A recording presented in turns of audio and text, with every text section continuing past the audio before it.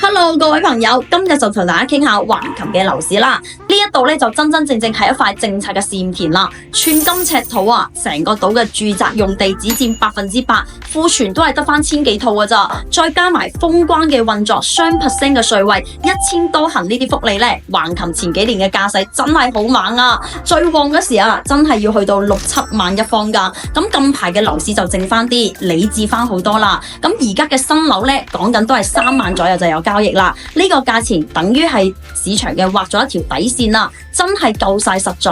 咁買家主力咧亦都非常之清晰㗎，澳門嘅朋友都佔咗近一半啦。咁都明嘅，澳門嘅樓價成8萬幾一尺喎，橫琴同澳門又係24小時通關，教育啊、醫療配套啊又跟得幾貼切，生活嘅成本啊都平咗一大截啊，真係好吸引㗎。咁另外啦，有好多嘅投資者啦，同埋為咗仔女讀書而搬過嚟住嘅家庭啦。而家橫琴嘅樓市咧真係冰火兩重天啦！之前高價位入手嘅朋友真係要捱多陣啦。但係如果你係為咗落戶、讀書或者係自住嘅話咧，而家個門檻真係低咗好多㗎，反而仲多咗一個性價比高嘅選擇喎。所以話而家入市千祈唔好盲目搏投資啊！一定要諗清楚自己嘅需求，有乜嘢想了解嘅，隨時可以揾我㗎。